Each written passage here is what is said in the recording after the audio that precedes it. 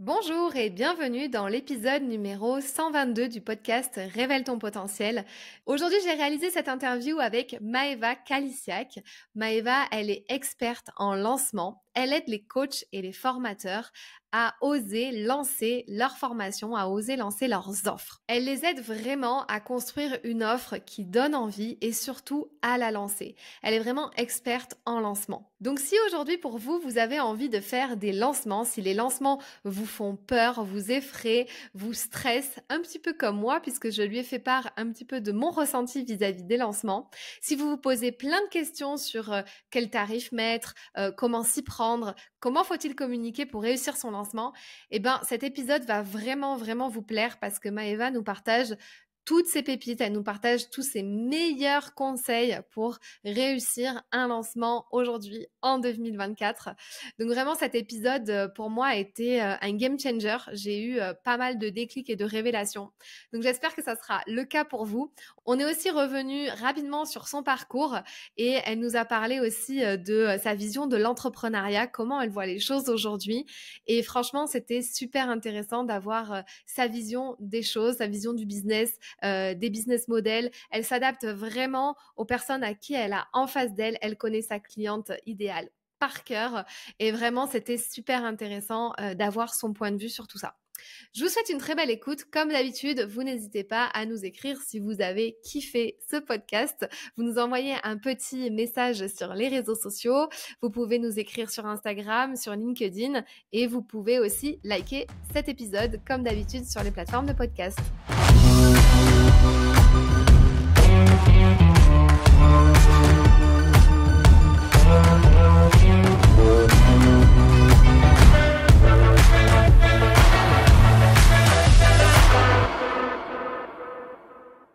Hello Maeva, Hello, comment vas-tu aujourd'hui?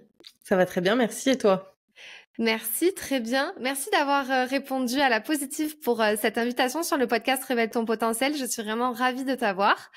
On se connaît pas vraiment en profondeur, mais on va apprendre à se découvrir aussi dans ce podcast. Le but, c'est d'apprendre à te découvrir toi. Mais en tout cas, on se croise sur les réseaux sociaux et on a pas mal de personnes en commun aussi. Donc, le but, c'est d'apprendre vraiment à te découvrir. Et ma toute première question pour toi sur le podcast, c'est est-ce que tu peux te pitcher, puisque tu vois, je suis une experte dans le pitch et la prise de parole. Est-ce que tu peux te pitcher en 30 secondes? Qui es-tu et que fais-tu? Alors, moi j'accompagne les coachs et les formateurs dans le lancement et la vente de leurs programmes en ligne, de manière à définir des stratégies qui leur ressemblent, pour mettre en avant leur unicité et qu'elles prennent plaisir à vendre leurs programmes en ligne. Ok, tu dis quelle, donc ça veut dire que c'est les entrepreneurs femmes. C'est ça, je m'adresse aux femmes qui sont pas forcément, fans du marketing, qui n'ont pas forcément envie de suivre toutes les méthodologies qu'on peut voir, comme faire un webinaire, comme, faire des masterclass, des challenges, mettre des urgences partout et tout. Donc, mon objectif, c'est vraiment qu'elles trouvent, ce qui leur convient le mieux, parce que je suis persuadée que c'est comme ça qu'on vend le mieux, en étant Ouais. totalement alignées. Trop bien, on va en parler parce que je pense que j'en ai parlé dans un podcast récemment où je disais que vraiment moi j'étais un peu allergique à tout ce qui était les deadlines, les webinaires d'urgence, faire des lancements comme ça me déjà que je suis stressée naturellement, si en plus je me rajoute du stress, ça va pas le faire. Donc en tout cas, c'est des choses qui vont être très pertinentes aujourd'hui. J'ai trois petites questions pour apprendre à te connaître un peu plus. Donc là, il y avait celle du pitch, mais j'en ai une deuxième, ça serait si je te donnais 10 millions d'euros sur ton compte en banque personnel, là, maintenant, tout de suite. Qu'est-ce que tu ferais avec? Comment répartirais-tu cet argent? J'en donnerai une partie à une association, à des associations, mais surtout une que je suis en particulier. J'en donnerai une partie à mes proches et j'investirai le reste dans de l'immobilier, à des investissements comme ça qui permettraient que cet argent me rapporte dans le temps. Ok, IMO, faire plaisir, c'est un peu ta vision de la vie aussi? Ouais. Je pense que c'est important. Je me suis fait accompagner l'année dernière parce que j'avais vraiment le syndrome de la sauveuse. Je voulais aider tout le monde, tout le temps, même quand on me le demandait pas. Et ça va beaucoup mieux, mais malgré tout, je fais ce que je fais pour aider avant tout, et ça me fait plaisir de faire plaisir. Waouh, OK, très belle vision des choses. Cool, OK. J'ai une autre question. Est-ce que tu as eu des mentors, des personnes qui t'ont inspiré, surtout à tes débuts, peut-être quand tu t'es lancé dans l'entrepreneuriat ou quand tu as lancé ton projet? Est-ce qu'il y a des gens comme ça qui te viennent en tête et tu t'es dit: «Waouh, leur parcours m'inspire trop, je veux faire comme eux», par exemple? Non, j'ai pas eu cette sensation d'avoir eu des mentors, mais par contre, j'ai eu des personnes qui m'ont inspirée, des personnes qui m'ont, la 1re personne a été Stan Leloup, parce que moi, je me suis d'abord formée au copywriting et sa manière de parler du copywriting m'a passionnée, en fait, parce que ça allait un peu à contre-courant de tout ce que je pouvais entendre. Non, c'était pas de la manipulation, c'était plus une meilleure compréhension, de l'être humain et c'est ce que j'ai beaucoup apprécié. Trop bien, OK, Stan Leloup. Et aujourd'hui, est-ce que, tu as des gens comme ça, par exemple, tu prends, des accompagnements que tu suis beaucoup, qui t'inspirent pour la et que c'est récurrent, tu vois? C'est souvent les mêmes, qui nous inspirent dans leur façon de faire. Tu en as des comme ça, plus aujourd'hui qui t'inspirent au quotidien? Il y a certaines femmes, oui, qui m'inspirent beaucoup par, leur côté combative, leur, ambition, je pense à Léna Situation, je pense à Carole, Lewilling qui est la fondatrice de June ou Justine Hutto qui est la fondatrice, de la marque Respire, qui sont pour moi des femmes hyper inspirantes parce que, Ouais. elles ont une mission et elles font tout pour l'atteindre. OK, ouais. Justine Hutto, je la suis, je la suis pas mal et je la prends toujours comme exemple pour le pitch puisque son pitch était assez impactant, lors du lancement de Respire. Donc en effet et puis même la jeunesse et tout ça, c'est chouette, de voir des femmes qui nous inspirent, ça nous pousse à nous dépasser aussi. Du coup, Complètement. est-ce qu'on peut revenir sur ton parcours? Juste, si tu veux dans les grandes lignes, si tu veux pas, toujours répéter ton parcours, mais finalement, comment t'en es arrivé à faire ça? Qu'est-ce que tu faisais avant? Quel a été le switch et le déclic dans ta vie pour que tu te lances à accompagner finalement les coachs, les formateurs et faire, ce que tu fais aujourd'hui? Mon parcours, il est très atypique et je pense que c'était un tout.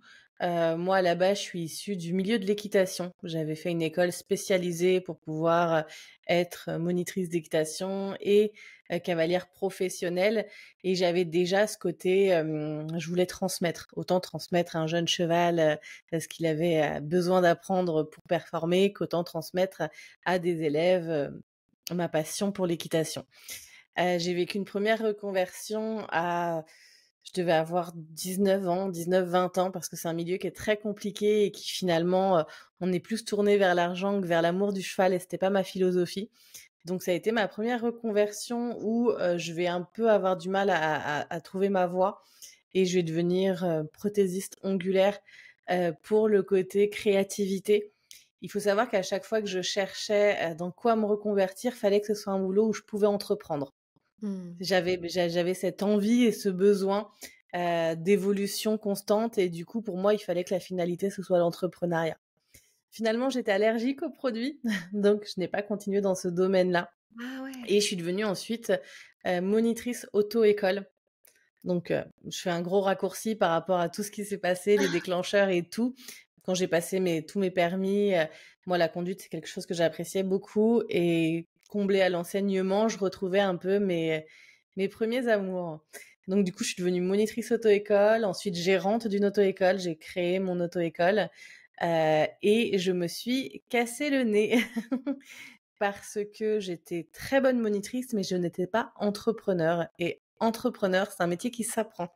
On ne naît pas entrepreneur, on peut être très bon dans plein de domaines, mais quand on monte sa boîte, c'est d'autres casquettes, c'est un autre positionnement et un autre mindset et tout ça, je l'ai appris, en fermant mon auto-école et du coup, j'ai été un long moment sans vouloir entreprendre, en disant que l'entrepreneuriat, fallait être cinglé pour faire ça. Je le pense toujours un peu, mais donc du coup, je suis devenue chauffeur poids lourd. C'était un métier très alimentaire où, j'avais plus cette surcharge mentale que j'avais pu avoir quand j'avais mon auto-école et du coup, il y a eu un moment où je me suis ennuyée et où je me suis dit: «Il faut que je fasse quelque chose de ma vie, il faut que je fasse quelque chose qui m'anime, qui me passionne, qui contribue» et en fait, je me suis mis à chercher ça. J'ai fait un stage dans le marketing digital au Portugal et en fait, ça a été une révélation pour moi. J'ai adoré le marketing. Au début, j'ai voulu tout faire parce que je suis comme ça, j'ai envie de tout faire, tout maîtriser. Donc je me suis surformée et à la découverte de Stanley Lou, je me suis dit: «Bah, c'est le copywriting qui me va. C'est ça que je veux faire, qui me correspond». Donc j'ai d'abord rédigé pour des formateurs, créé leur tunnel de vente et tout en tant que prestataire de service.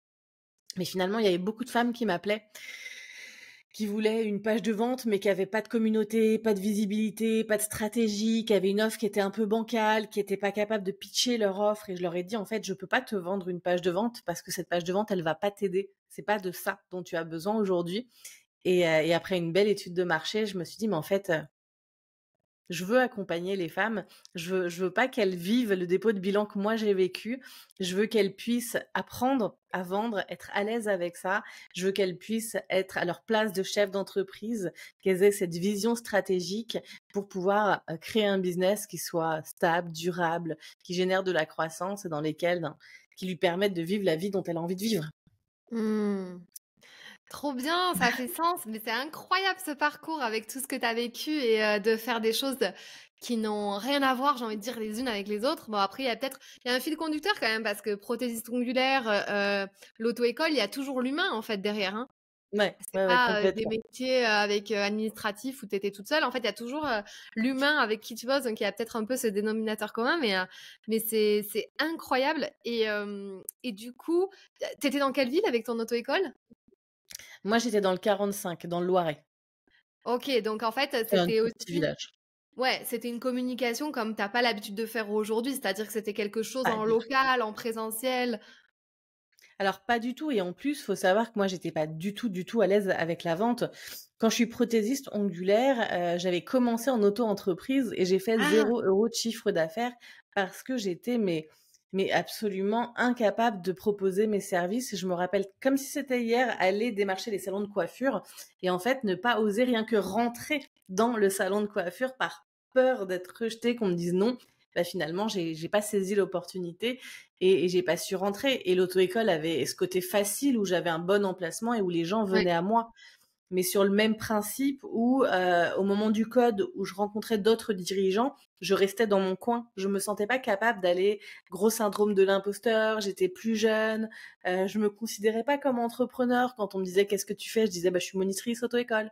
Mais, du coup, je me sentais vraiment pas à ma place et ma grande timidité faisait que je restais dans mon coin et je pense que ça m'a vraiment desservie parce qu'on apprend des autres et quand je me suis relancée, pour la troisième fois dans l'entrepreneuriat, la première chose que j'ai fait, je dis: «Bah, maintenant tu t'écoutes pas et tu fonces, tu vas créer du lien, tu vas développer ton réseau, tu vas te faire des copines business qui ont plus d'expérience que toi et qui vont pouvoir t'apporter leur connaissance, t'apporter leur soutien, tu vas investir, tu vas te former, tu vas prendre des coachs, tu vas prendre des Mmh. formations» et c'est ce qui fait que j'ai réussi aussi rapidement en fait enfin aussi rapidement, la Ouais. troisième fois.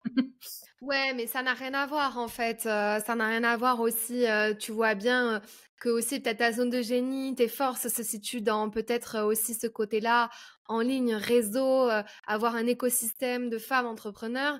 Alors que faire du porte-à-porte, avec tes petits services comme ça, c'est vrai que c'est tout autre chose et en plus, il y a un espèce de truc en local où il y a la concurrence, enfin pour parler avec, pas mal de personnes, qui travaillent aussi en local, il y a cette espèce de truc de on veut être vu mais pas trop parce que sinon la concurrence et cetera. Alors que sur internet, il y a une espèce d'une autre vibe qui sûrement, te correspondait plus mais c'est trop bien, ce parcours et en effet la vente, c'est bien pour ça qu'il y a des coachs aussi un petit peu comme moi pour aider à aller toquer aux portes et dire, «Bonjour, voilà mes services» en local.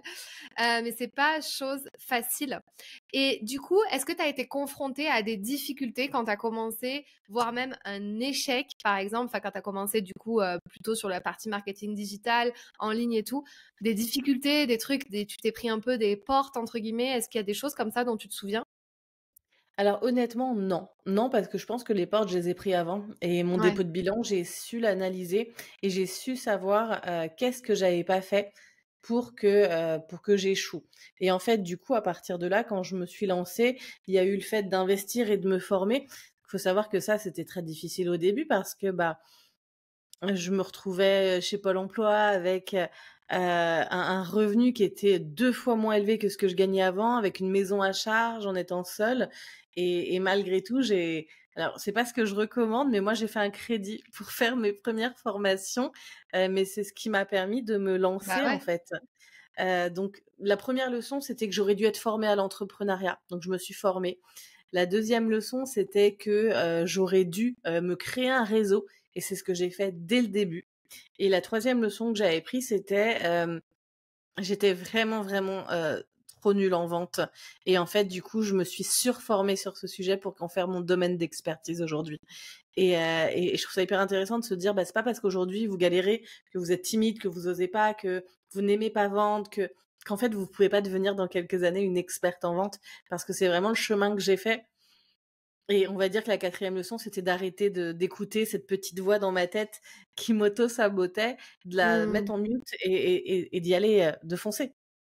Ah, OK. Donc c'est vrai que tu t'es dit: «Je vais pas repartir avec les mêmes, erreurs ou le même, background» et ce qui t'a permis, d'en être là aujourd'hui, avec ce que tu fais.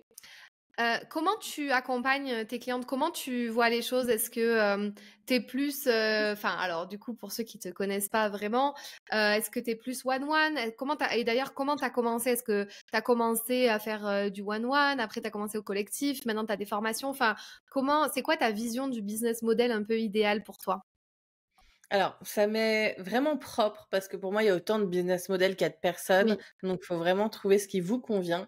J'ai commencé avec de l'accompagnement individuel parce que j'ai vraiment créé un programme sur mesure en fonction des besoins de mes clientes et c'est ce qui fait qu'il s'est vendu tout de suite. C'est que j'ai pas ouais. créé le programme que je voulais, j'ai créé le programme dont elles avaient besoin. Donc j'ai commencé avec de l'individuel, j'ai fait une petite formation, c'était une toute petite à 47 € et j'ai fait un coaching de groupe ensuite. Donc j'ai transformé ce que je faisais en individuel en groupe et ensuite je l'ai transformé en formation. Donc ça, c'était ma première année. J'ai atteint les 100 000 € de chiffre d'affaires dès ma première année parce que, je parle toujours de l'alignement offre, message, client cible et en fait, mon alignement était parfait parce que j'ai vraiment créé je suis restée très, très à l'écoute de ma cliente cible et je l'ai créé avec elle, le programme. J'ai fait que des lancements inversés, donc ça veut dire que j'ai vendu avant de créer le programme et j'ai co-créé mes programmes avec mes clientes. Donc c'est pas mes programmes, c'est leurs programmes.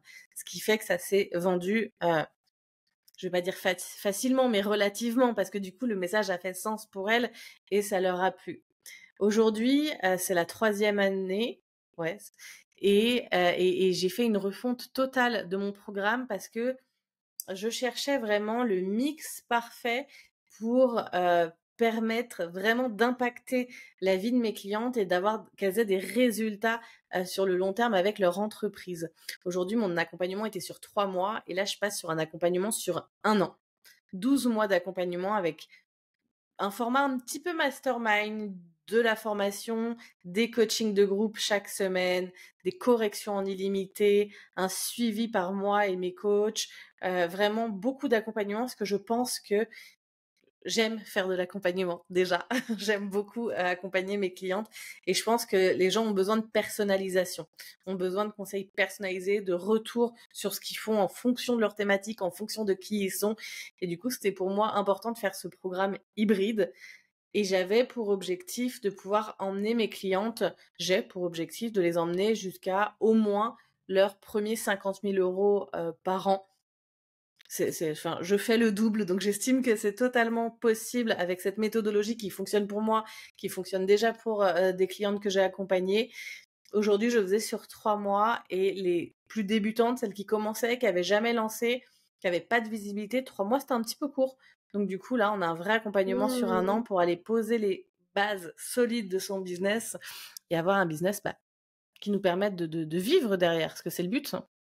Ouais et attends, mais je reviens sur un truc parce que tu dis 100 000 € la première année. Bon, certes, tu étais déjà entrepreneur avant, mais déjà, enfin, c'est déjà super parce que tu te lançais sur un nouveau truc. Mais par contre, je me questionne, tu me disais, que tu étais en one one la première année. Comment on atteint, ce chiffre d'affaires en étant en one one? Ça veut dire que, le prix de ton accompagnement était, un peu plus high ticket ou tu avais fait vraiment de la masse et tu pas de faire des coachings? C'était quoi un peu ton modèle? Alors, celui de la première année, parce qu'aujourd'hui, cet accompagnement individuel, il est high ticket Oui, voilà. et là, en 2024, je vais même l'arrêter parce que je veux vraiment me consacrer sur, mon programme phare auquel je crois, bec et ongles. Mais la première année, je me suis cramée, Ah ouais. complètement cramée. Bon, j'étais sur un accompagnement qui coûtait 1 500 € quand même, mais pour atteindre les 100 000, pour être honnête, je m'en rends même pas compte, en fait. Parce que je me rappelle faire mon bilan au mois de le mois de janvier de l'année d'après et de me dire: «Ah ouais, j'ai fait tout ça» et au mois de décembre, me retrouver mais complètement couchée, à plus pouvoir me lever, mais épuisée, physiquement, psychologiquement parce que, bah, j'ai enchaîné toute l'année. J'avais des 8 heures de coaching dans la journée, j'arrêtais pas. Donc c'était cool. J'étais, prise par l'énergie de mes clientes, les résultats qu'elles avaient, le fait que ça fonctionnait et je me suis oubliée, j'ai pas pris de vacances. Je suis quelqu'un qui a du mal, c'est mon objectif en 2024, prendre des vacances. Même cette année, j'en ai pas encore pris, mais je me suis cramée et ça, je le recommande vraiment pas. Ouais, ouais, bon, je suis un peu pareil que toi. Donc je comprends. Mais alors du coup, donc ouais, tu t'es cramé et tu as atteint ce chiffre d'affaires en accompagnement, beaucoup de clientes. Et quels étaient tes tips au début? Enfin, là, si tu as des conseils à donner au début, parce que du coup, tu arrives sur la toile du marketing digital, personne te connaît, tu crées ton offre et pour le coup, tu as quand même pas mal de clientes qui achètent ton programme. Comment tu as développé ta visibilité, surtout au début, et comment tu fais maintenant aujourd'hui encore? Je suis restée sur la même stratégie qui fonctionne. J'y étais au culot. J'ai fait beaucoup de lives Ouais. à 2, où j'ai été interviewée toutes celles que, j'estimais être, un peu intouchables. J'ai été les démarcher, en fait, la plupart m'ont dit oui. Donc j'ai fait des lives avec des personnes qui avaient beaucoup de visibilité, ce qui m'a permis d'en avoir.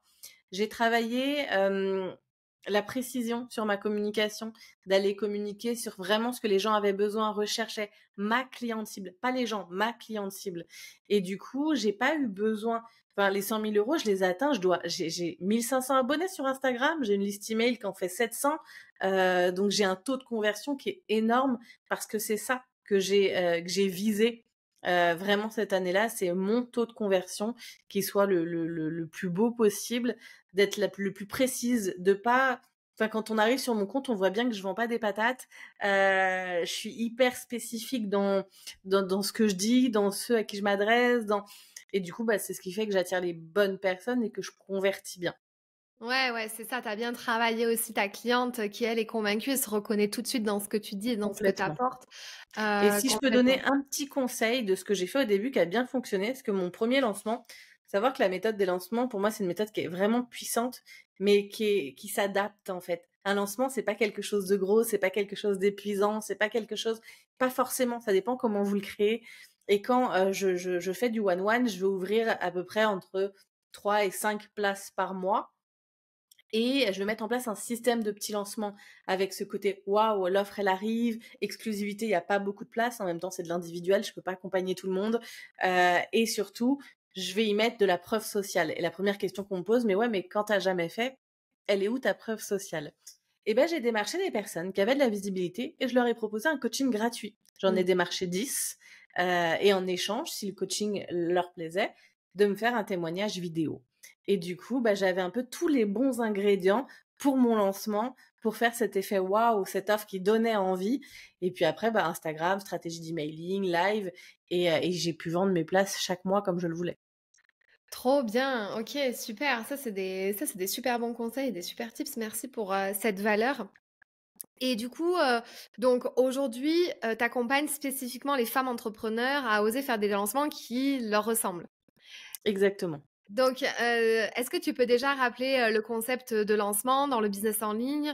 À quoi ça sert? Enfin, toute ta vision des choses. Combien il faut en faire dans l'année? Enfin, un peu comment tu vois les choses, sur cette thématique? OK. Le lancement, on en a tout autour de nous. Le lancement, c'est l'idée de créer un événement autour de la sortie de quelque chose. Un nouveau film qui sort au cinéma, vous avez un lancement. Un nouveau restaurant dans votre ville, un lancement. Les soldes, un lancement. Et bah, votre business, le jour où il se lance, c'est un lancement. Le jour où vous lancez des offres, Ouais. c'en est un aussi. Ou juste que vous ouvrez des places, c'est aussi un lancement. Il n'y a pas de règle absolue, à mon sens. Le lancement, faut qu'il s'adapte à vous. Il y a des méthodologies, hein, comme bah, lancer avec un webinaire, envoyer des emails, des choses comme ça. Mais en fait, On peut faire des lancements qui nous ressemblent, du moment que ça ressemble aussi à notre cliente cible, évidemment. Moi, j'ai fait des lancements chaque mois en ouvrant des places sur mon coaching individuel parce qu'en fait, je pouvais pas accueillir plein de monde en même temps. Et ça reste un lancement. Donc, le lancement, vous pouvez vous l'approprier. Moi, je me rappelle très bien, et c'est l'exemple que je donne tout le temps, j'avais une cliente qui me dit, mais Maëva, je ne veux pas faire de webinaire, de masterclass, je n'aime pas ça. Elle avait une thématique qui était plutôt ésotérique, beaucoup dans l'essence, l'intuition, enfin, qui était vraiment particulière, mais qui était hyper puissante. Et à force de discuter avec elle, on va trouver une stratégie qui va être un mélange de cercle de femmes, un mélange avec ce qu'elle peut donner comme contenu dedans et un peu de masterclass. Il y a vraiment, on va faire un petit mix de tout ça et elle va en faire un par semaine. Et un par semaine, elle va rentrer des gens à chaque fois. Parce que le but du lancement, c'est de créer l'événement autour de ça. Donc vous pouvez en faire autant que votre offre le permet. Jusqu'à maintenant, ma formation, c'était un accompagnement de 3 mois, donc je le faisais 3 fois dans l'année. Là, aujourd'hui, qu'elle est sur 1 an, mais je vais pouvoir ouvrir plus souvent des places, mais par contre, je vais limiter l'entrée pour que j'onboard, que j'accueille correctement mes clients quand ils arrivent. Je pourrais pas en accueillir 30 en même temps. Je pourrais en accueillir 10 par contre. Donc ça va vraiment dépendre de votre programme, de vous qui vous êtes, de ce que vous avez envie aussi de faire, de l'énergie que vous avez envie de mettre dans votre business. On peut faire un seul lancement par an. Ça ne veut pas dire qu'il y aura moins d'énergie, au contraire, parce que là, il faut tout donner pendant ce lancement-là qui va faire tout votre chiffre d'affaires, ou réutiliser les principes du lancement pour en faire un tous les mois. Ouais, OK, super intéressant. Et toi, tu utilises, quelle stratégie? Est-ce que tu utilises toutes les stratégies? C'est-à-dire que tu vas utiliser le webinaire, la story, les posts, la newsletter, enfin l'emailing et tout ça? Ou est-ce que toi, tu en as une qui est favorite et que tu sens que c'est la mieux pour toi? Alors moi, ce que j'aime dans mon business, c'est que c'est mon laboratoire. Je me prends un peu pour un scientifique et je fais plein de tests et d'expériences et du coup, j'ai absolument tout testé pour vendre. La masterclass, webinaire, challenge, affiliation, Instagram. J'ai absolument testé tout ce qui se fait pour ressortir après ce que moi j'aimais, là où j'étais la plus forte. Je dis toujours que dans la définition de sa stratégie, il y a 4 choses à prendre en compte. Moi, qui je suis, alors c'est la première fois que je me passe en premier, d'habitude c'est ma cliente cible, mais là c'est déjà où sont mes forces. Parce que ça sert à rien que j'aille faire quelque chose sur lequel je galère. Si je suis pas à l'aise en vidéo, en face cam, il y a d'autres manières de vendre. Le lancement, c'est pas le moment d'aller crash tester quelque chose, c'est le moment d'aller vendre. Donc, où sont mes forces? Après, ça va être ma cliente cible, qu'est-ce qu'elle aime, qu'est-ce qu'elle consomme, mon produit, qu'est-ce qu'il permet, et ensuite mes objectifs. En fonction de là où j'en suis et des objectifs que j'ai, quelles sont les actions que je dois mettre en place. Si mes objectifs sont énormes, je dois mettre forcément beaucoup plus d'actions en place. Donc, à partir de là, je définis ma stratégie. Moi, ce qui me convient le mieux, c'est le challenge, parce que ce que j'ai remarqué, c'est que je fédère. J'ai une vraie communauté qui est hyper active, mais à un point où ça surprend toujours. J'ai des clientes qui me disent, ah, c'est marrant parce que tu en parles, mais tout le monde le dit, mais on se rend pas compte. J'ai une vraie communauté de femmes qui s'entraident. On a fait un apéro Zoom la dernière fois, qui sont hyper, enfin, c'est ouf. Et du coup, j'arrive dans chaque challenge à refaire vivre ça à des gens qui, finalement, 3 jours avant, se connaissaient pas. Et je peux pas dire comment je le fais, par contre, c'est, je pense, en moi. Et Ouais. du coup, le challenge est quelque chose, et c'est là où je vends le mieux. D'accord. Et donc toi, tu penses que donc finalement, quand tu dis je vends le mieux, donc tu organises le challenge et ça va passer par la répétition en story Insta, les emailing qu'on va recevoir, etc. Donc toi, tu prends un peu tout. Je sais parce que il y en a certains qui font que des lancements par email, par exemple. Ils se basent sur leur Oui. stratégie de mail et ils peuvent vendre que par ça. Et d'autres qui vont faire plein de webinaires pendant une semaine. Moi, je mixe un peu tout parce que je vais avoir déjà, je vais faire dans un premier temps la promotion de mon challenge. Pour faire cette promotion, je vais envoyer des emails, je vais en parler sur Instagram. Depuis peu, je fais un peu de pub aussi. Mes affiliés vont en parler aussi. Une fois que le challenge est passé, moi, je vais vendre déjà aux membres du challenge et après, j'ai une séquence email qui part, plus ma communication sur les réseaux sociaux pour les personnes de mon compte Instagram pour pouvoir les inciter à rentrer dans le programme. Ok, trop bien. Et si tu as, bon, t'as sûrement des gens comme moi qui arrivent et qui vont te dire, oui, mais moi, enfin, genre, j'ai peur, je déteste un peu tout ce truc stressant un peu à l'avance. Et si jamais je remplis pas, et si jamais, et si nana, qu'est-ce que tu réponds et comment tu fais avec ce genre d'énergumènes comme moi qui ont peur et parce que moi, tu vois, j'ai un accompagnement sur l'année et puis on rentre, on sort. Enfin, il y a pas de, je fais jamais vraiment de vrais lancements. Je dis, il me reste tant de place. C'est des mini lancements entre guillemets. Je dis, il me reste 2 places ce mois-ci et puis c'est tout en fait. J'annonce juste ça et puis ça se remplit et c'est facile comme ça pour moi. Mais j'aimerais tendre vers ça. Mais il y a des espèces de peurs, des croyances, des craintes, me dire que ça va être stressant, que je vais y passer tout mon temps, etc. Alors déjà, l'avantage, c'est que si déjà tu vends, il n'y a pas de raison qu'en lancement, tu ne vendes pas. Ouais. Au contraire, avec tous les principes du lancement qui sont quand même basés sur la psychologie d'achat, sur la réactivité, parce qu'après on ferme ou il n'y a plus de place, il n'y a pas de raison que toi, qui as déjà une offre qui se vende, tu ne vendes pas. Maintenant, ça peut être le cas quand bah, tu as une toute nouvelle offre. Une cliente qui se lance sur le web et qui n'a pas encore testé son offre. Et là, bah, c'est de comprendre qu'en fait, au début, tu as une phase de test et que de ne pas de faire un lancement, exemple, à 0 €, c'est pas un échec. C'est un signe que ton offre n'est peut-être pas adéquate, que ta stratégie marketing n'est pas forcément adéquate. Et moi, ma philosophie, c'est de passer à l'action. De passer à l'action rapidement. Mieux vaut fait que parfait. On va aller lancer. Parce que c'est en lançant et en passant à l'action qu'on va pouvoir Mmh. améliorer. Si on fait rien, on n'a absolument aucun résultat pour nous dire quoi faire pour améliorer. Donc l'objectif, c'est de faire et de refaire et de refaire pour pouvoir s'améliorer. Et ajuster un peu tout ça, un peu comme si tu faisais une recette à l'aveugle et que bah, tu vas un peu ajuster les ingrédients à force de Ouais. goûter. Bah là, c'est un peu le même principe. Et c'est pour ça que mon nouveau programme, je l'ai mis sur 1 an. Parce que l'idée, c'est que les 2 premiers mois, 3 premiers mois, on aille faire notre bêta test, qu'on aille tester notre offre pour valider l'offre, qu'on aille faire un autre lancement 3 mois après, encore un autre lancement et encore un autre lancement pour aller valider ce product market fit. La chose la plus difficile au début, et c'est là où il y a beaucoup de gens qui galèrent et qui finalement vont pas plus loin parce qu'ils vont changer d'offre encore et encore sans ajuster. C'est ce product market fit qui n'est pas validé. Donc l'idée, c'est d'aller le valider rapidement en passant à l'action, en allant ajuster, en allant demander des retours clients. Moi, je suis pro persona, client cible, tout ça. Je suis toujours connectée à ma cliente cible parce que c'est elle qui a les réponses, c'est pas moi. Donc du coup, c'est d'aller comprendre ce fonctionnement, d'aller passer à l'action, d'aller ajuster pour pouvoir ensuite, une fois que le product market fit il est validé, bah là on rajoute du marketing en fait. La stratégie n'est plus forcément la même pour aller déployer et avoir plus de clients.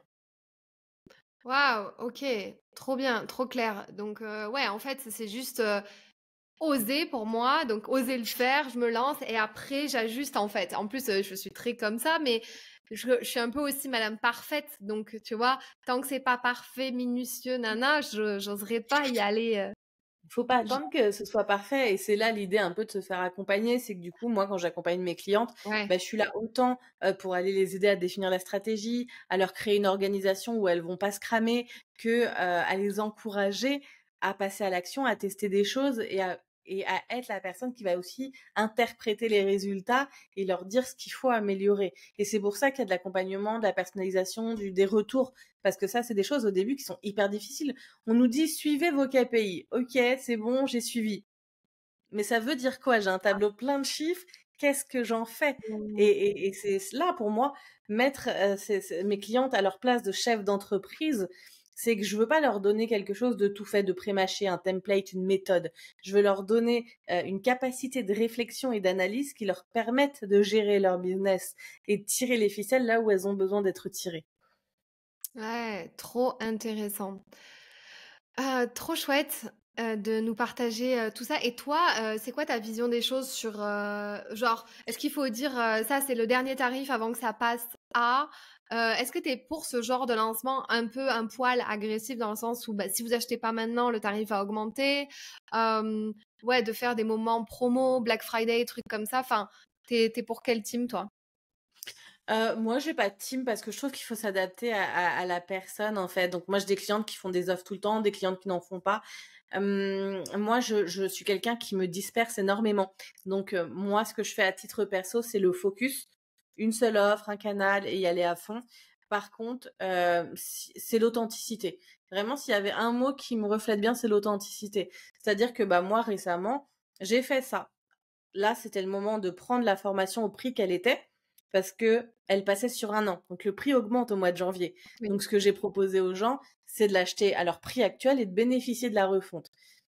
Mais c'est vrai, si je fais ça et que derrière mon prix n'augmente pas, là, je suis contre parce que c'est mentir et c'est faire Ouais, une fausse urgence. Mais si tu augmentes vraiment ton prix derrière, ouais. ben oui, t'as raison de réouvrir tes portes et de... Je suis contre aussi les promos tout le temps. Parce que si ton produit est en promo tout le temps, ça veut dire que le prix promotionnel est le bon prix. Ouais. Et OK. qu'encore une fois, c'est un petit peu fake. Je pense qu'il faut pas prendre les gens pour des jambons. Aujourd'hui, on est assez informé de ce qui se passe, des techniques de vente et de marketing. Un produit, enfin, moi, il y a certaines marques que je vois, ça sert absolument à rien que j'aille acheter au prix fort. Je sais que de peu de temps, c'est en promo, c'est tout Ouais, le c'est temps en clair. promo. Donc, la valeur du prix, ça la dégrade. Et encore une fois, ça dépend de ton positionnement. J'ai un positionnement qui est plutôt haut de gamme. Mon objectif, c'est de te faire atteindre les 50K et plus. J'ai un programme qui est sur 12 mois. J'ai pas envie de faire de promo sur ce programme-là. Ouais. Il y a des coachs qui sont payés. Il y a mon temps. Tous les jours, je corrige mes clientes. Si c'était un petit programme où je suis pas présente en termes de temps, pourquoi pas? Mais c'est pour ça qu'il n'y a pas de réponse. Ça Mmh. dépend de ton produit, ça dépend de tes valeurs. On va dire qu'il y a qu'une seule chose pour lesquelles je serais toujours contre. Enfin, il y en a deux. C'est mentir à ses clients, à ses prospects, aller dire des choses fausses pour les influencer à acheter. Et deux, c'est un peu les méthodes toutes faites.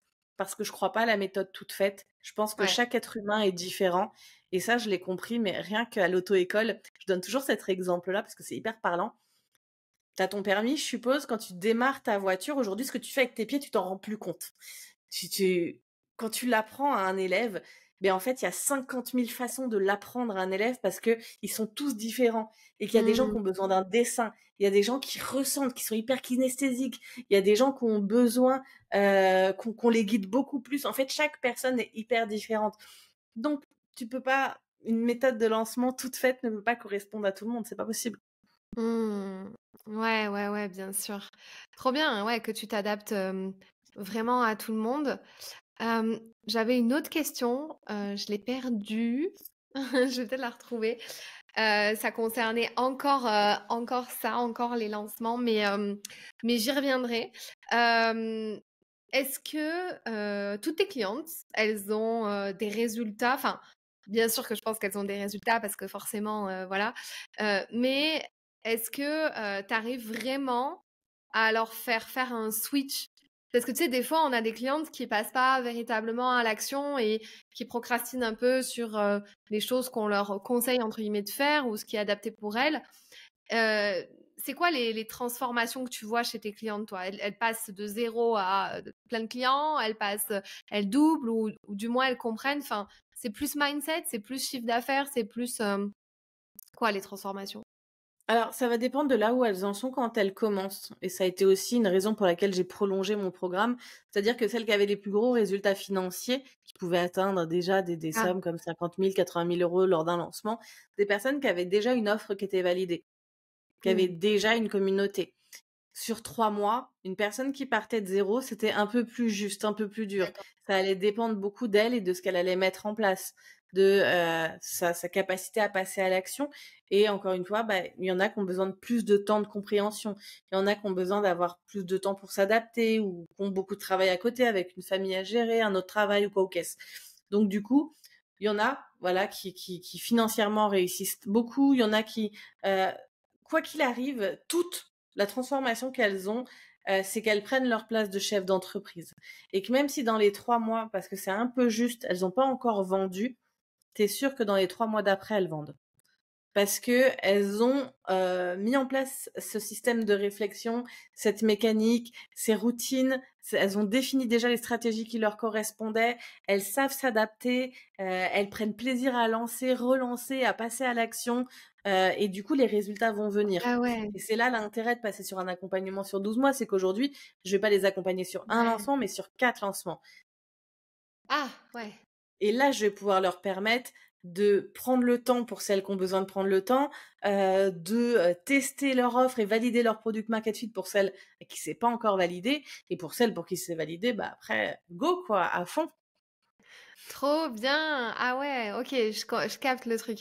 Ouais, prendre du plaisir, en fait. Ça aussi, c'est juste, limite, on prend ton accompagnement, même si, on n'a pas les résultats peut-être explosifs ou waouh, au moins on a pris du plaisir dans le processus et on a déconstruit la croyance que c'est une douleur, que c'est stressant, que c'est relou. Et Le on a des fondations Ouais, qui sont solides.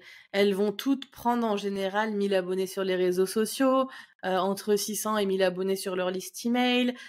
Pour celles qui débutent, il y a un vrai pic de visibilité, il y a un vrai elles ont une stratégie, elles ont un persona, elles ont une offre, elles ont des bases et des fondations qui sont super solides. Il leur manquait juste un peu plus de temps pour aller vendre, là où celles qui arrivent avec déjà une offre validée et une communauté, bah, on passe à la vente plus rapidement. trop bien, OK. J'ai retrouvé ma question, c'était: comment tu fixes les tarifs, toi? C'est quoi, pour toi, ta vision des choses pour, fixer le tarif, bah, d'une offre, d'un accompagnement, dans un lancement? Ben ça va être en fonction de la valeur que tu proposes, du type d'accompagnement que tu proposes, de ce qui se passe sur ton marché. Et il y a quelque chose aussi où j'ai un peu changé de positionnement enfin l'année dernière, c'est ma cliente. Qu'est-ce qu'elle est capable de faire et de vendre? Je les poussais un peu trop à un moment donné à augmenter leur prix, là où elles étaient pas encore à l'aise avec ça. Mmh. Et si toi t'es pas à l'aise avec ton tarif, ça va se sentir quand t'en Ouais. parles. Donc, bah, valide déjà ta confiance en toi, ta confiance en ton produit, quitte à le vendre moins cher au début et augmente le prix après. Yes, OK. Ouais, je suis de la même équipe que ça, ouais, c'est cool. Parce que je croyais OK. plus en elles et en leur projet qu'elles-mêmes, en fait. Oui. Donc, du coup, Bah, c'est toujours ça, moi, c'est toujours la même chose avec mes clientes, c'est pareil, je leur dis: «Mais pourquoi? Pourquoi ça t'arrive? D'où te sort ce truc, en fait? À quelle heure ça vaut, ça?»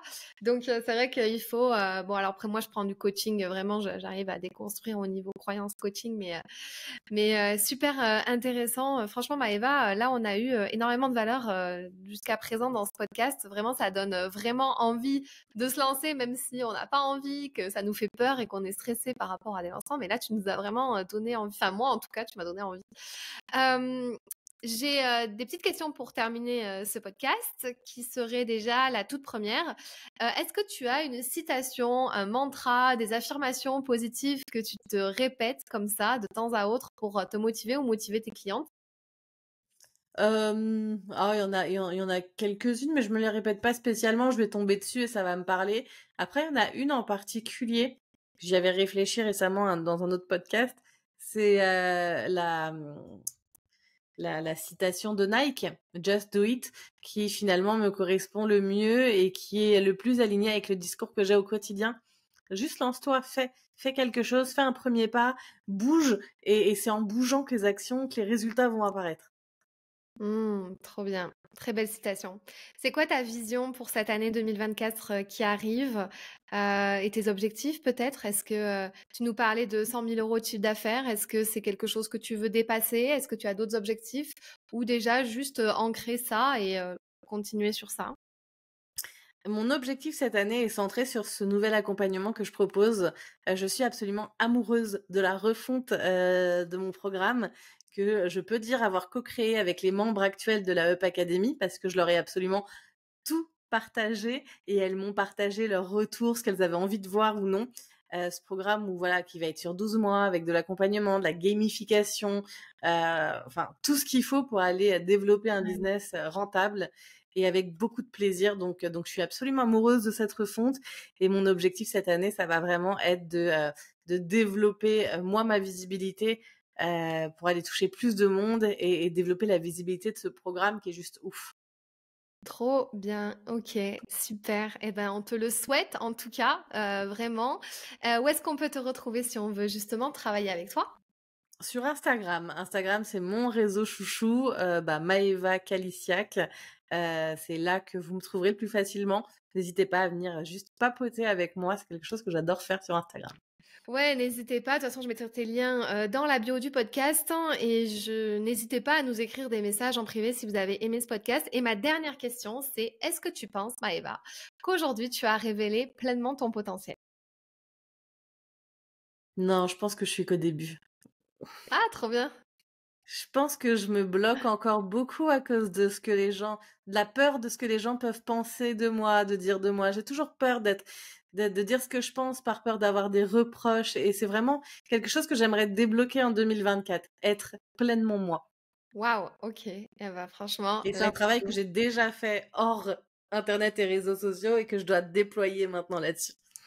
Ah, trop bien. Ah tiens, j'ai une dernière question. Qu'est-ce que tu penses d'être bah t'es quasi tout le temps en ligne. Est-ce que tu travailles un petit peu en présentiel aussi? Qu'est-ce que tu penses de ce format où t'es bah, quasi tout le temps derrière ton ordinateur? Moi, j'adore. J'adore parce que ça me permet de voyager. Là, 1er février, je pars à Dubaï pour un mois, donc c'est un truc qui me plaît énormément. Par contre, j'aime beaucoup retrouver mes clientes en présentiel. Donc régulièrement, je fais ou des restaurants, ou je fais un week-end, type mastermind, où on se retrouve. Je trouve ça sympa de mixer un peu les deux et d'aller à la rencontre.